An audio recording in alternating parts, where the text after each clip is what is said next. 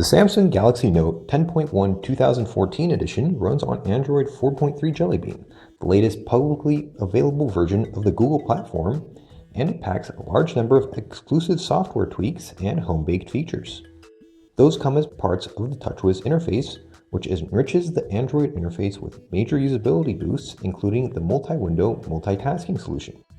The lock screen supports widgets, and while shortcuts are disabled by default, you can re-enable them from the settings. The home screen is business as usual, with Samsung's own widgets adding a dash of extra flexibility. Home screen panes can be managed with the usual pinch gesture, and you can have anywhere between 1 and 7 of them. The notification area is the same as on Galaxy smartphones. The usual arrangement of toggles, screen brightness slider, and notifications is still in place, and you can view all toggles at once, similar to Android 4.2. We think Samsung could have done a better job optimizing the notification area for the larger screen.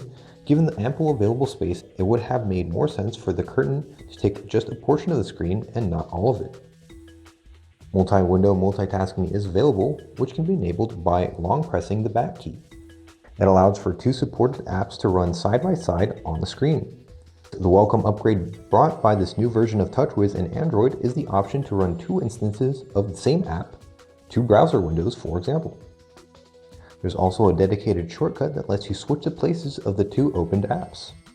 Copying and pasting content between the 2 windows has also been improved greatly and is now just 3 taps away. Air View is available too, but only with the S Pen. You can hover with the stylus over an item on the screen to view more info like calendar appointment text, photos in a folder, and so on. Now let's see what's new with the new S Pen. No longer will you be greeted by the old S Pen dedicated home tab when you pull out the stylus. Instead, the OS will pop up the new Air Command menu. That one is available everywhere throughout the UI as well. You just need to press the side button on the S Pen. Action Memo lets you write stuff and then use it to initiate an action. For example, add a contact name and number to your phone book, or check out an address on Google Maps. You just need to mark part of the text and send it to one of the supporting apps. Scrapbooker lets you add pieces of your screen to, well, a scrapbook. You don't need to take a full screenshot. Just mark the stuff you need.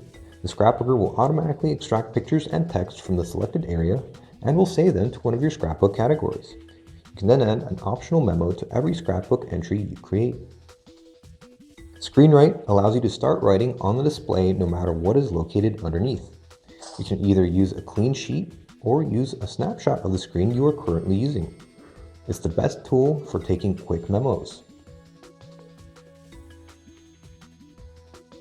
The S-Search is a search tool that'll browse through all the content on your Note 10.1 with preset filters.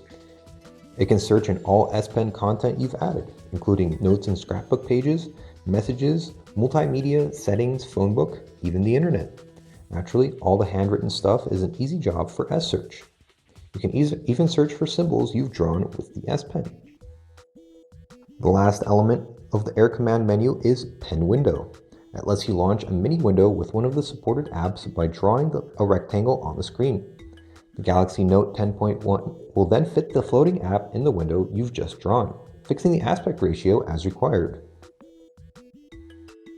Finally, the Galaxy Note 10.1 2014 comes with Polaris Editor 5.0 either pre-installed or waiting for you for free in the Samsung Apps repository.